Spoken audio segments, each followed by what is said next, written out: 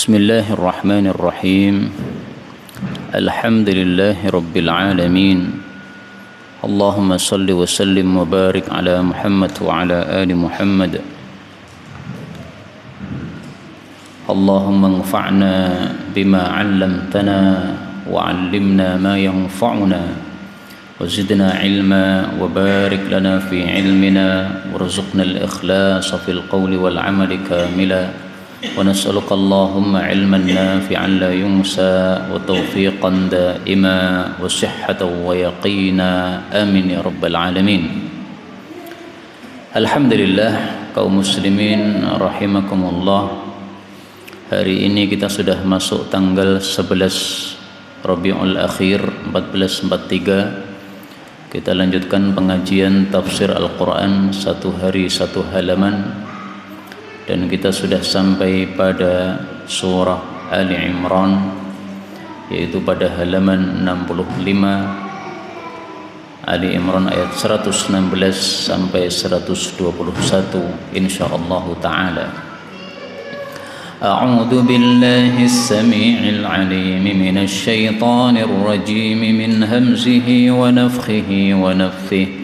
Innal ladzina kafaru lan tughni 'anhum amwaluhum wala auladuhum minallahi syai'a wa ulaika ashabun nari hum fiha khalidun.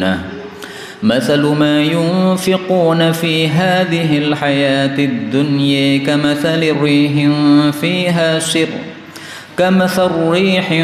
فيها سر أصابت حرث قوم ظلموا أنفسهم فأهلكت وما ظلمهم الله ولكن أنفسهم يظلمون. يا أيها الذين آمنوا لا تتخذوا بطانة من دونكم لا يألونكم خبالا ودوا ما عنتم قد بدت البغضاء من أفواههم وما تخفي صدورهم أكبر قد بينا لكم الآيات إن كنتم تعقلون. ها أنتم أولئك تحبونهم ولا يحبونكم وتؤمنون بالكتاب كله وإذا لقوكم قالوا آمنا وإذا خلوا عضوا عليكم الأنامل من الغيظ قل موتوا بغيظكم إن الله عليم بذات الصدور.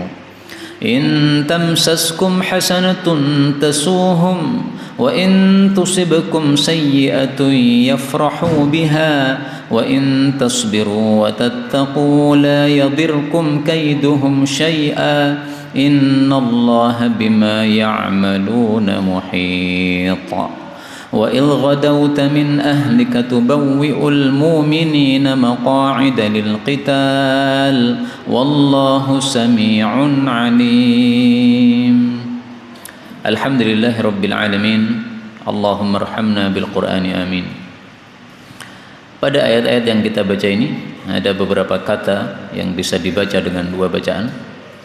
Pada ayat 117, kamathali rihin, ini lam ketemu ra bisa diidghamkan, kamathar rihin, maka lamnya diubah menjadi ra.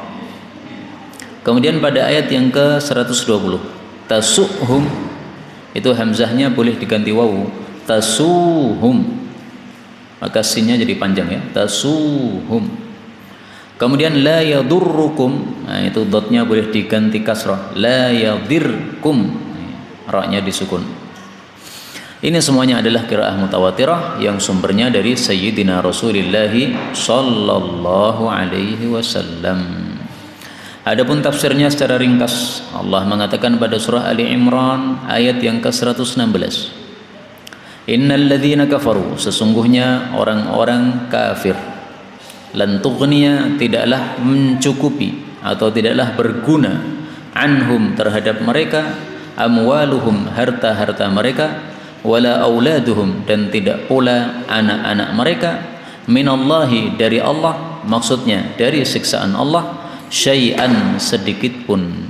Wa ulaika dan mereka itu ashabun niri, penghuni-penghuni neraka.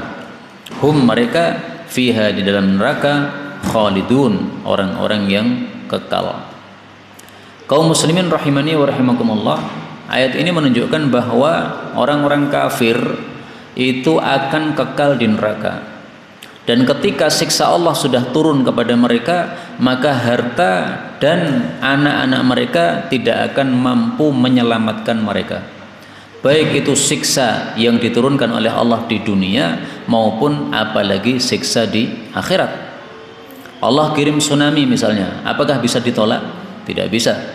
Allah kirim gempa misalnya, apakah bisa ditolak? Tidak bisa juga.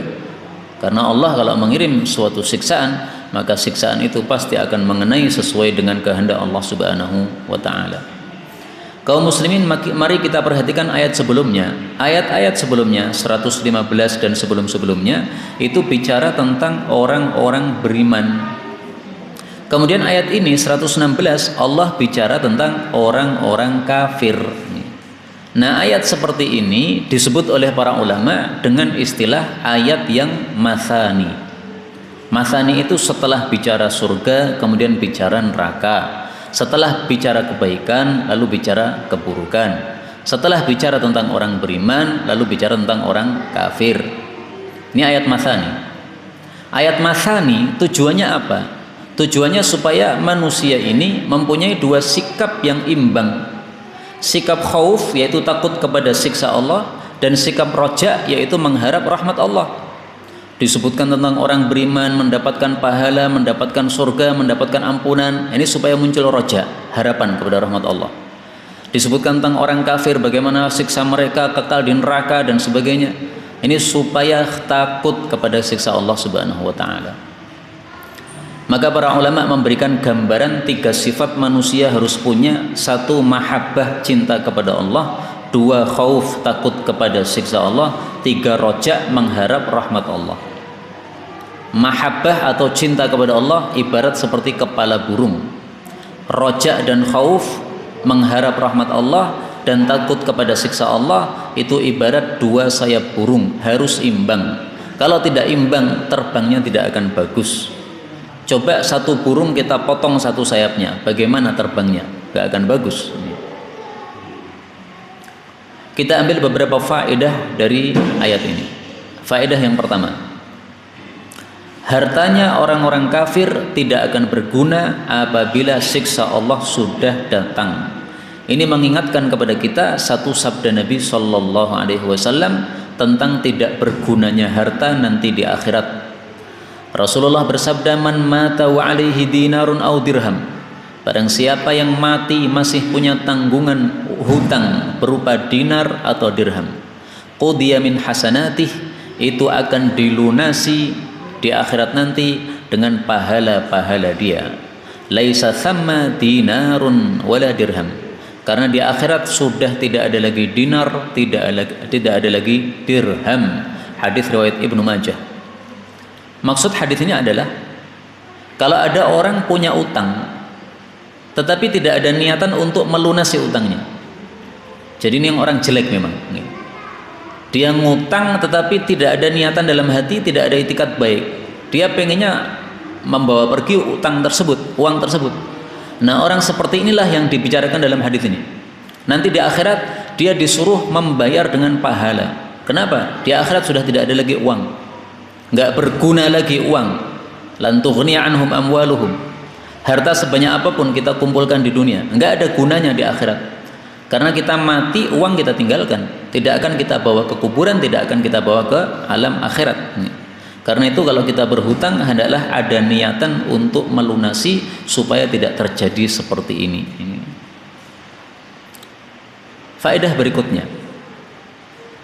Dalam ayat ini Allah mengatakan ulaika ashabun nar, mereka penghuni neraka.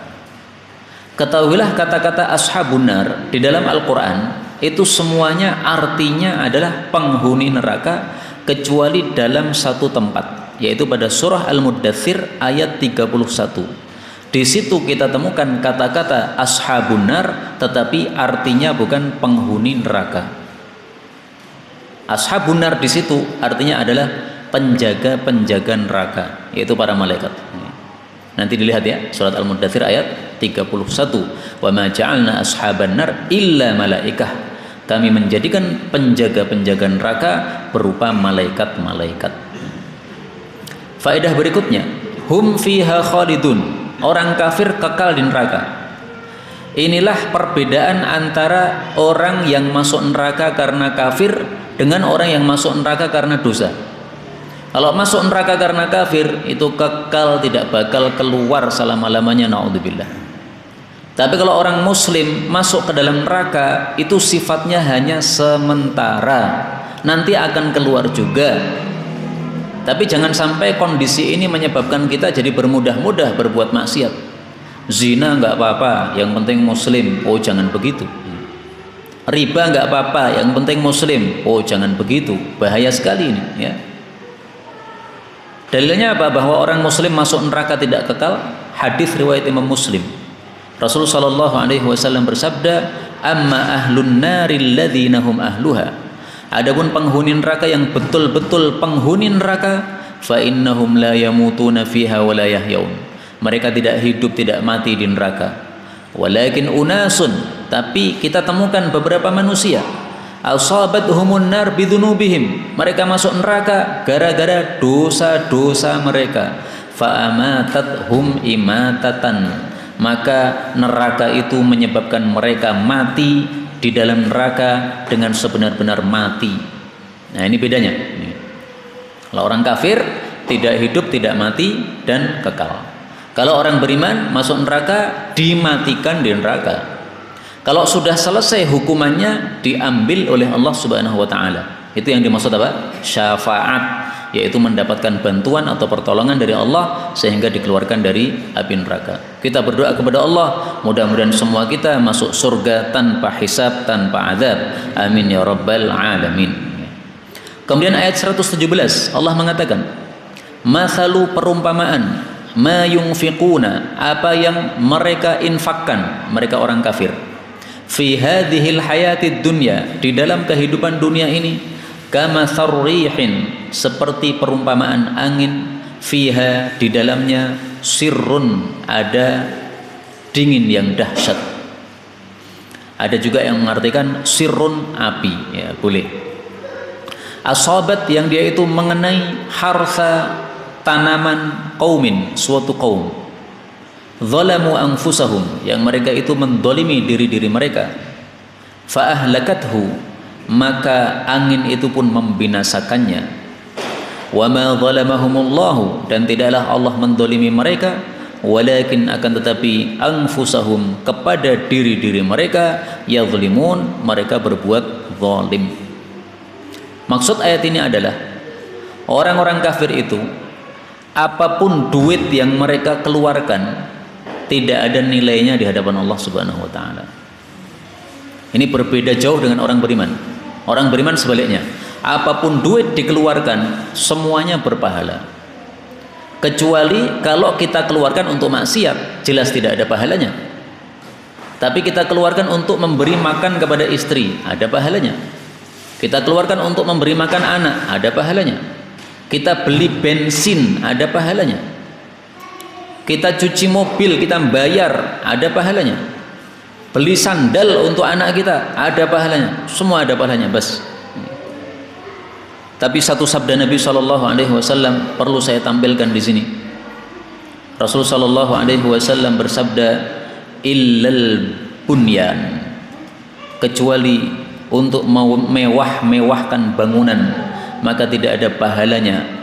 Kullu nafaqatin, setiap nafkah, yunfiquhal abdu, yang dikeluarkan oleh seorang hamba, yu'jaru fiha, maka dia mendapatkan pahala pada nafkah tadi, illal bunyan, kecuali untuk bangunan. Maksudnya untuk memewah-mewahkan bangunan, tidak ada nilai pahalanya. Hadis riwayat Tabarani sahih. Maka hanya satu yang tidak ada pahalanya, memewahkan bangunan. Kalau tidak memewahkan masih ada pahalanya. Sekarang musim hujan, maka karena musim hujan kita perlu untuk membuat kanopi misalnya, supaya tidak terkena motor kita atau mobil kita dengan air hujan. Nah, itu yang membuat karena perlu, ini ada pahalanya. Kita membuat apa lagi? Pokoknya membuat bangunan kita lebih bagus lagi karena diperlukan, ini ada pahalanya. Yang nggak ada pahalanya adalah untuk memewah-mewahkan semata-mata. Udah bosan bentuk gini, teteli, ganti lagi, bosan ganti lagi, bosan ganti lagi, terus begitu. Nah, ini tidak ada nilai pahalanya di hadapan Allah Subhanahu wa taala. Kita ambil beberapa faedah dari ayat ini. Faedah yang pertama, Allah memberikan perumpamaan. Orang kafir mengeluarkan harta dalam kehidupan dunia itu seperti tanaman terkena angin, yang angin itu mengandung dingin yang dahsyat atau mengandung api, akhirnya tanaman itu habis ludes, tidak tersisa. Maksudnya perumpamaan ini apa? Orang kafir keluarkan berapapun harta untuk kebaikan apapun, maka nanti di akhirat nol, tidak ada pahalanya, sebagaimana tanaman yang sudah habis gara-gara terbakar oleh api yang dibawa oleh angin ini. Maka ayat ini semakna dengan ayat yang lain yang disebutkan oleh Allah Subhanahu wa taala pada surah An-Nur ayat 39. Walladzina kafaru a'maluhum kasarabin biqi'atin. Orang-orang kafir itu amalan-amalan mereka seperti fata morgana, yahsabuhu dhama'anu ma'a. Orang haus mengira adalah air. Hatta idza ja'ahu, ketika sudah dia datang kepadanya, lam yajidhu syai'a, dia tidak mendapati apa-apa. Nah, orang kafir juga begitu. Mereka mengira bahwa amal-amal mereka pahalanya besar-besar. Karena mereka membantu, ada tsunami mereka membantu, ada gempa mereka membantu, ada segala macam mereka membantu. Amal-amal kemanusiaan, sosial mereka suka. Tetapi karena tidak iman kepada Allah, maka nanti di akhirat lam yajidhu syai'a, tidak didapati amalan itu sama sekali. Demikian juga disebutkan oleh Allah pada surah Al-Furqan ayat yang ke-23. Wa qadimna ila ma 'amilu min amal. Kami datang kepada seluruh apa yang mereka amalkan di dunia, faja'alnahu haba'an manthura. Kami jadikan seperti debu yang bertaburan, alias tidak ada pahalanya di hadapan Allah Subhanahu wa taala. Nah, pertanyaan, mereka beramal tidak ada pahalanya, apakah ini Allah zalim? Allah jawab, wa ma zalamahumullah. Allah tidak zalim. Lah terus yang zalim siapa? Walakin anfusahum yadhlimun. Mereka sendiri yang zalim kepada diri mereka sendiri. Apa kezaliman orang-orang kafir? Yaitu membangun amalan tanpa pondasi. Amalan itu seperti bangunan. Bangunan harus ada pondasi. Bangunan tanpa pondasi remuk pasti. Ada gempa dikit aja udah remuk. Nah, itu yang salah siapa? Gempanya atau pembangunnya? Pembangunnya yang salah, bukan gempanya. Namanya gempa ya kadang-kadang datang. Orang-orang kafir membangun amalan tanpa dasar iman, ya nggak ada nilainya. Karena amal itu hanya diterima kalau didasari dengan iman. Sebagaimana sabda Nabi SAW, man shoma ramadhana imanan wa ihtisaban. Siapa puasa Ramadan karena iman dan karena mengharap pahala, itu yang diampuni oleh Allah Subhanahu wa taala. Nah, maka kezaliman orang-orang kafir ini apa? Kezalimannya membangun amalan tanpa dasar iman, tanpa pondasi iman. Itu disebutkan oleh Allah pada surah At-Taubah ayat 54. وَمَا مَنَعَهُمْ أَن تُقْبَلَ مِنْهُمْ نَفَقَاتُهُمْ إِلَّا أَنَّهُمْ كَفَرُوا بِاللَّهِ وَبِرَسُولِهِ. Tidaklah menghalangi mereka untuk diterima nafkah-nafkah yang mereka keluarkan, kecuali gara-gara mereka kafir kepada Allah dan kepada Rasulullah sallallahu alaihi wasallam. Maka untung kita itu sebagai orang-orang beriman, apapun yang kita keluarkan dapat pahala dari Allah Subhanahu wa taala. Karena itu janganlah kita berpelit-pelit di dalam mengeluarkan nafkah untuk keperluan-keperluan yang kita perlukan, karena ada nilai pahalanya di hadapan Allah Subhanahu wa taala. Anda sakit berobat habis duit 100.000, 50 untuk obat, 50 untuk dokter, pahala itu. Dokternya jual mahal, satu tanda tangan atau satu resep 100.000, obatnya 100.000, sekali datang habis 200.000. Padahal panjenengan kerja gajinya satu hari 100.000 atau 50.000, berarti 4 hari kerja habis untuk satu kali datang ke dokter spesialis. Nggak apa-apa, pahala, okay? Jadi jangan dibayangkan habisnya, tapi bayangkan apa? Pahalanya dari Allah Subhanahu wa taala. Nah, ini cara berpikir kita orang-orang beriman. Kemudian Allah mengatakan, ya ayyuhalladzina amanu, wahai orang-orang yang beriman, ayat 119 ya. La tattakhidu, janganlah menjadikan bitanatan, teman dekat, min dunikum, dari selain kalian, yaitu selain orang-orang beriman. La ya'lunakum, mereka tidak henti-hentinya terhadap kalian, khobalan, berbuat rusak atau merusak kalian. Jazakallahu khairan. Waddu, mereka sangat ingin, ma'anittum, sesuatu yang memberatkan kalian, ya, sesuatu yang kalian itu menjadi berat. Qad, sungguh-sungguh, badat, telah tampak, al-baghdha'u, kebencian, min afwahihim, dari mulut-mulut mereka.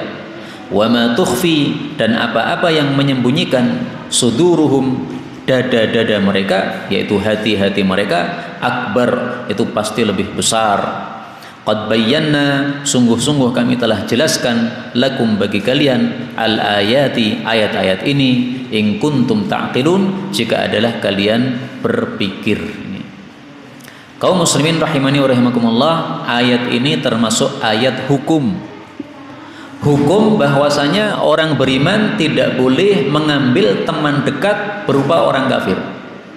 Karena itu Al-Imam Ibnu Katsir mengatakan dalam kitab tafsirnya, fala yajuzu isti'malu ahli dhimmah fil kitabah. Tidak boleh menjadikan orang kafir ahli dhimmah, orang kafir dhimmi, untuk menjadi sekretaris pribadi kita. Tidak boleh. Kenapa? Karena dia akan mengetahui rahasia kita. Allati fiha istitalah 'alal muslimin, yang dalam bab-bab yang nanti akan menyebabkan dia bisa menguasai terhadap umat Islam. Jangan. Karena menjadikan sekretaris pribadi ini termasuk menjadikan bitanah, teman dekat, maka hukumnya adalah haram karena dilarang oleh Allah Subhanahu wa taala. Karena itu ayat ini semakna dengan surah Ali Imran ayat 28 yang sudah lewat, yang sudah kita pelajari. La yattakhidhul mu'minuna al-kafirina awliya. Janganlah orang mukmin menjadikan orang kafir sebagai wali-wali min dunil mu'minin, selain dari orang-orang beriman. Pembahasan wali sudah pernah kita bahas dulu ya, bahwa wali itu mencakup dua makna. Orang yang dicintai dan pemimpin. Kalau wali diartikan orang yang dicintai, itu karena aulia diambil dari kata-kata wala. Wala itu artinya kecintaan. Kalau wali diartikan pemimpin, karena aulia itu diambil dari kata-kata wilayah yang artinya kepemimpinan. Berarti mengandung dua makna. Larangan mencintai orang kafir, larangan menjadikan pemimpin orang kafir. Memilih wali kota Solo orang kafir, dosa itu. Dalilnya Ali Imran ayat 28. Lah kok pernah orang Solo dipimpin wali kota kafir? Ya itu fakta, tetapi kita tidak menghendakinya. Kalau kita menghendakinya, alias kita yang memilih, dosa kita berdasarkan kalam Allah Subhanahu wa taala yang sangat jelas ini. Kita rela dipimpin oleh presiden kafir, dosa kita. Ya, alhamdulillah, sejak Indonesia merdeka sampai hari ini, Indonesia selalu dipimpin oleh orang yang agamanya Islam. Meskipun Islam piye mbuh, pokoknya apa? Agamanya Islam. Andaikan kita memilih pemimpin kafir sebagai presiden Indonesia, ini dosa di pundak kita berdasarkan kalam Allah Subhanahu wa taala yang sangat jelas ini. Kemudian di sini Allah katakan, kenapa tidak boleh menjadikan orang kafir sebagai teman dekat? Karena la ya'lunakum khabala. Orang kafir itu tidak henti-hentinya ingin merusak terhadap umat Islam. Dalam ayat yang lain disebutkan bahwa mereka itu tidak akan puas kecuali sampai kita jadi murtad. Walan tardha 'ankal yahud walan nasara hatta tattabi'a millatahum. Kalau kita sudah ikuti agama mereka, mereka baru puas. Maka orang kafir itu waddu ma'anitum, sangat senang kalau orang beriman itu kesusahan. Orang beriman masuk penjara, senang mereka. Orang beriman kalah dalam perang, senang mereka. Orang beriman mengalami musibah, senang mereka. Qad badatil baghdha'u min afwahihim. Mulut-mulut mereka kalau mengucapkan sesuatu itu sudah tampak jelas mereka benci terhadap umat Islam. Nah, kata Allah, yang disembunyikan hati lebih ngeri itu. Artinya kalau mulutnya saja ngomongnya kasar, hatinya lebih dahsyat lagi. Karena itulah para ulama mengatakan apa? Al-lisanu tarjumanul qalbi. Lidah itu terjemahan untuk hati. Alias hati menyimpan apa akan muncul pada lisannya. Allah sebutkan pada surah Muhammad ayat 30, wala ta'rifannahum fi lahnil qaul. Engkau akan mengenali mereka-mereka itu pada ucapan-ucapan mereka. Jadi dari ucapannya saja sudah diketahui. Dari sikapnya juga sudah diketahui. Kalau ada tauhid disampaikan, telinganya panas, sehingga sikapnya akan berkomentar yang pedas. Kalau disampaikan kebenaran dari Al-Quran, dari hadis Nabi SAW, telinganya akan panas. Akhirnya akan apa? Mengomentari dengan komentar yang pedas. Nah, itu orang-orang kafir atau orang-orang munafik seperti itu. Allah sudah jelaskan ayat-ayat kepada kita supaya kita paham. Kita lanjutkan ayat 119. Allah mengatakan, ha antum, kalian itu, ulai itu, ya, ha antum, kalian, ulai itu, tuhibbunahum, mencintai mereka, wala yuhibbunakum, padahal mereka tidak mencintai kalian. Wa tu'minuna, dan kalian itu beriman bil kitabi kulli, dengan kitab-kitab semuanya. Wa idza laqukum, dan apabila mereka berjumpa kepada kalian, qalu, mereka mengatakan, amanna, kami beriman.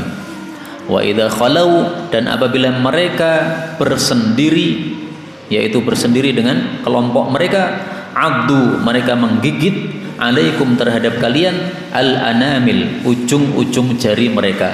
Kenapa? Minal ghaid, dari sebab dongkol hati mereka.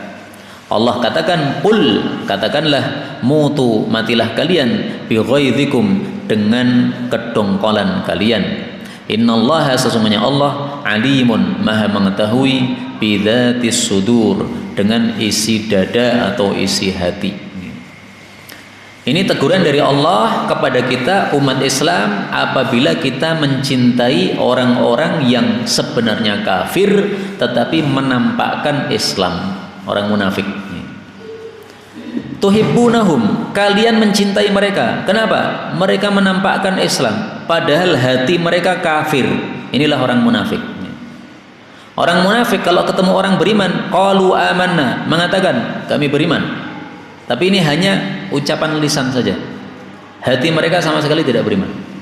Dengan bukti kalau mereka sudah tidak kumpul bersama orang beriman, mereka menggigit jari gara-gara dongkol terhadap kenikmatan yang diberikan oleh Allah kepada orang beriman. Mereka dongkol kalau Islam ini jaya. Mereka dongkol kalau ulama ini dihormati. Mereka dongkol kalau ajaran Islam diterapkan. Nah, maka inilah sifat-sifatnya orang-orang munafik yang mereka menampakkan keislaman. Tidak boleh kita cinta kepada mereka. Kenapa? Wala yuhibbunakum, karena mereka saja tidak cinta kepada kita. Kenapa kita cinta kepada mereka? Sungguh aneh kalau kita itu mencintai seseorang yang membenci kita. Anda seorang laki-laki mencintai seorang wanita, ingin menikahinya. Dia tidak mau karena tidak suka kepada Anda. Oh udah, nggak usah dikejar. Ngapain dikejar? Orang dia saja nggak mau kok. Sungguh aneh kalau orang mencintai seseorang yang dicintainya saja benci sama dia. Andaikan terjadi pernikahan, nanti nggak akan awet itu. Kenapa? Karena menikahnya terpaksa, sehingga kebencian terus, setiap hari kebencian. Tapi kalau orang yang kita nikahi adalah orang yang senang kepada kita, saling senang, tetapi tidak ada pacaran sebelumnya, jadi sama-sama orang baik, orang soleh menikahi orang yang solehah, sama-sama senang dengan kesolehan yang dilakukan oleh masing-masingnya, insya Allah ini akan baik pernikahannya. Nah, demikian juga di sini sungguh aneh mencintai orang-orang munafik yang mereka benci kepada kita. Wa tu'minuna bil kitabi kullih, kalian beriman kepada seluruh kitab yang diturunkan oleh Allah. Kitab Zabur, kitab Taurat, kitab Injil, kitab Quran. Semua kitab ini kita percayai bahwa itu turunnya dari Allah Subhanahu wa taala. Sementara mereka orang-orang munafik dari kalangan ahli kitab, Yahudi tapi munafik, atau Nasrani tapi munafik. Maka mereka hanya beriman kepada kitab yang diturunkan oleh Allah kepada mereka. Kalau Nasrani ya iman hanya pada Injil saja. Yahudi mereka kitab Taurat mereka buang, Quran apalagi mereka buang. Yahudi juga begitu, mereka hanya beriman pada kitab Taurat saja, Injilnya mereka buang, apalagi Quran mereka buang. Maka memang orang-orang munafik zaman dulu itu ada yang masuk ke tubuh umat Islam, sumber mereka asalnya adalah orang-orang Yahudi. Ada juga munafik masuk Islam pura-pura mereka asalnya adalah orang musyrik penyembah berhala. Ada juga orang munafik pura-pura masuk Islam tapi asalnya adalah beragama Nasrani. Pura-pura saja semuanya itu. Nah, kita oleh Allah dilarang untuk mencintai mereka-mereka yang seperti itu. Kemudian Allah mengatakan di sini, matilah kalian dengan kedongkolan kalian. Maksudnya gimana? Maksudnya Allah jamin Islam ini akan tetap dijayakan oleh Allah sampai mereka mati, mereka masih dongkol terus. Dongkolnya kenapa? Karena melihat Islam dijayakan oleh Allah Subhanahu wa taala. Maka ayat ini semakna dengan surat As-Saff ayat 8. Allah mengatakan wallahu mutimmun nurahu walau karihal kafirun, atau wallahu mutimmu nurihi, dua bacaan ya. Dan Allah itu akan menyempurnakan sinarnya, yaitu Islam ini akan disempurnakan oleh Allah meskipun orang-orang kafir benci terhadap hal itu. Nah, itu makna dari mutu bi ghaidzikum. Silahkan kalian dongkol sampai mati tetap dongkol. Kenapa? Karena Islam pasti menang. Sekarang Islam agak mundur, kalah nih. Tapi kalau kita percaya dengan janji dari Allah, pasti Islam akan dimenangkan oleh Allah Subhanahu wa taala. Suatu saat nanti Nabi Isa akan turun, suatu saat nanti akan dipimpin oleh Imam Mahdi. Pada waktu itulah orang-orang kafir semuanya di bawah ketiak umat Islam. Sekarang memang kita tertindas, umat Islam tidak bisa menerapkan syariat Islam sesuai dengan kehendak Allah. Kenapa? Karena kita tertindas oleh orang-orang kafir. Meskipun tertindasnya tidak tampak seperti adanya peperangan dan sebagainya, tapi faktanya inilah yang terjadi di lapangan. Kita umat Islam, andaikan kita menegakkan hukuman had, qisas, rajam dan sebagainya, nanti pasti negara-negara seluruh dunia akan memerangi kita. Sebagaimana mereka, orang-orang Amerika memerangi Afghanistan, orang-orang Amerika memerangi Irak dan sebagainya. Nah, itu kenapa? Karena tampak Islam muncul pada negara mereka, akhirnya diperangi oleh orang-orang kafir tersebut. Kita lanjutkan ayat 120. Allah mengatakan, in tamsaskum, apabila mengenai kalian hasanatun, suatu kebaikan, tasuhum, menyusahkan mereka. Wa in tusibkum, dan apabila menimpa kalian sayyi'atun, keburukan, yafrahu biha, mereka gembira dengan sebabnya. Wa in tasbiru, jika kalian sabar, wa tattaqu, dan takwa, la yadirkum, tidak akan madarat terhadap kalian, kaiduhum, tipu daya mereka, syai'an, sedikit pun. Innallaha, sesungguhnya Allah, bima ya'maluna, dengan apapun yang mereka amalkan, muhitun, meliputi, yaitu mengetahui. Ini masih bicara tentang sifatnya orang-orang kafir, demikian juga orang-orang munafik. Mereka senang kalau umat Islam terkena musibah. Mereka susah kalau umat Islam mendapatkan kenikmatan. Itu maksud ayat ini. Maka yang dimaksud hasanatun, kebaikan, itu misalnya kemenangan dalam perang, itu kebaikan. Umat Islam menang perang, wah sudah, mereka dongkolnya bukan main. Atau misalnya kesehatan, umat Islam sehat, tidak terkena COVID, mereka dongkolnya bukan main, susahnya bukan main mereka. Tapi kalau ada kiai mati karena COVID, para santri-santri banyak yang terpapar COVID akhirnya pada mati, satu pesantren semuanya mati misalnya, senangnya mereka bukan main. Nah ini Allah membuka rahasia hatinya orang-orang kafir terhadap kita. Karena itu sungguh aneh kalau kita umat Islam cinta sama orang kafir. Hatinya mereka itu kondisinya kayak begini nih. Meskipun mungkin mereka tidak akan menampakkan, mereka menampakkan seolah-olah teman kita, seolah-olah tetangga kita yang baik, seolah-olah saja.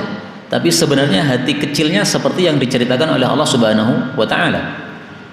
Tapi kemudian jangan salah paham, bukan berarti berdasarkan ayat ini maka kepada setiap orang kafir kita langsung merengut, kita jotosi, enggak begitu. Orang kafir oleh Allah dibagi dua. Ada orang kafir yang memerangi kita, ada orang kafir yang baik sama kita secara zahir. Yang baik kepada kita secara zahir kita harus imbangi dengan kebaikan juga. Dalilnya apa? Silahkan dibaca pada surah Al-Mumtahanah. Allah Subhanahu wa taala menyuruh kita berbuat adil kepada orang-orang kafir. Al-Mumtahanah ayat 8. Itu Allah bicara tentang orang-orang kafir yang tidak memerangi umat Islam, juga tidak mengusir umat Islam, maka kita tidak dilarang untuk tabarruhum, berbuat baik kepada mereka, tuqsitu ilaihim, adil kepada mereka, karena Allah mencintai orang-orang yang adil, alias kita disuruh adil kepada mereka.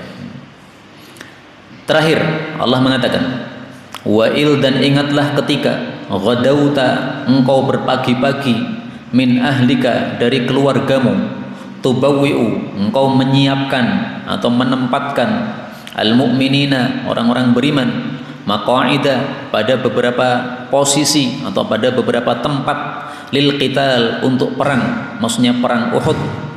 Wallahu, dan Allah itu sami'un, maha mengetahui, alim, sami'un, maha mendengar, alimun, maha mengetahui. Mulai ayat 121 dan seterusnya, ini Allah berbicara tentang kondisi perang Uhud yang nanti akan kita ambil pelajaran-pelajaran darinya. Bagaimana Allah menjadikan umat Islam kalah meskipun akhirnya menang, supaya diambil pelajaran. Jadi muslim perang dengan orang kafir bisa nggak kalah? Bisa. Kok bisa kalah? Padahal muslim ini kan dalam kebenaran, kok kalah gimana? Nah itu karena ada kesalahan yang dilakukan oleh orang Islam. Kesalahan itu yang menyebabkan kekalahan. Seandainya tidak melakukan kesalahan atau pelanggaran, tidak mungkin dikalahkan. Kenapa? Karena ditolong oleh Allah Subhanahu wa ta'ala. Ini pelajaran yang pertama dalam perang Uhud.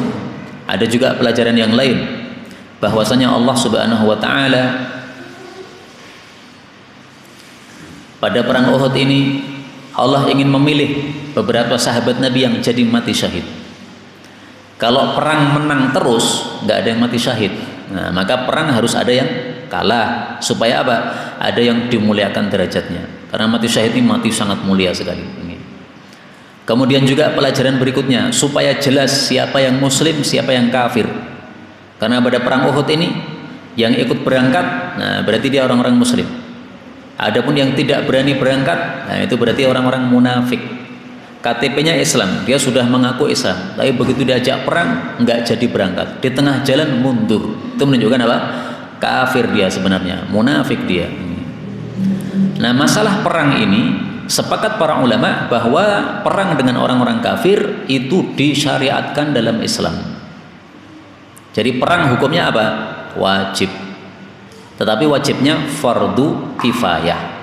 Fardu kifayah itu kalau sudah ada sebagian umat Islam yang melakukannya dan sudah mencukupi, maka yang lain-lain tidak perang nggak apa-apa.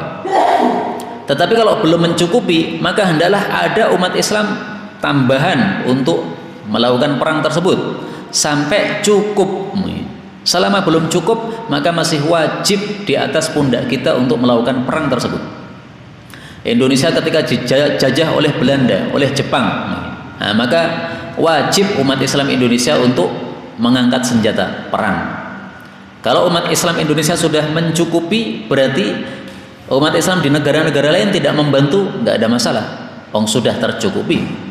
Tapi seandainya umat Islam di Indonesia tidak mencukupi, mereka kalah dari sisi jumlah, kalah dari sisi tenaga, kalah dari sisi senjata, wajib memerangi orang-orang Belanda dan Jepang yang kafir ini. Kewajibannya berlaku pada negara-negara sebelahnya, Malaysia, Brunei Darussalam dan sebagainya. Kalau negara-negara itu sudah membantu dan belum cukup, maka kewajiban ini merembetkan negara sebelah-sebelahnya sampai ke seluruh dunia. Nah, itu makna apa? Fardu kifayah. Kalau sudah dilakukan oleh sebagian cukup, maka sudah cukup, yang lain tidak wajib untuk perang. Dalilnya dalam surat yang tadi saya baca pada salat maghrib. Allah Subhanahu wa taala mengatakan pada surah At-Taubah, "Wa ma kana al-mu'minuna liyanfiru kaffah." Tidak sepantasnya seluruh orang beriman berangkat perang. Falaula nafaru min kulli firqatin minhum ta'ifatul liyatafaqahu fid din. Harus ada satu taifah, satu kelompok yang bersungguh-sungguh mempelajari agama. Karena apa? Islam dibangun di atas dua pondasi. Pondasi kekuatan fisik dan pondasi kekuatan ilmu. Sering disebut oleh para ulama bil banani wassinani, bil bayani wassinani. Bayan itu adalah ilmu, sinan itu adalah senjata. Maka ada mujahidin, ada para ulama. Kalau umat Islam ini hanya ada ulama, tidak ada mujahidin, pasti kalah. Hanya ada mujahid, nggak ada para ulama, kalah juga. Karena jihadnya pasti ngawur nanti. Jihadnya tidak sesuai dengan ilmu yang sesungguhnya. Ngebom di Indonesia, ini ngawur kayak begini. Kalau mau ngebom jangan di Indonesia. Indonesia bukan tempat untuk meledakkan bom, ya. Bom Bali maupun yang mana-mana lah. Nah, pokoknya ilmu itu diperlukan di dalam masalah jihad ini supaya jihad betul-betul sesuai dengan ajaran Allah Subhanahu wa taala. Inilah kaum muslimin rahimani wa rahimakumullah yang dapat kita pelajari pada kali ini, benarnya dari Allah taala, dan apabila ada salahnya fa astaghfirullahal azim li wa lakum walhamdulillahi rabbil alamin.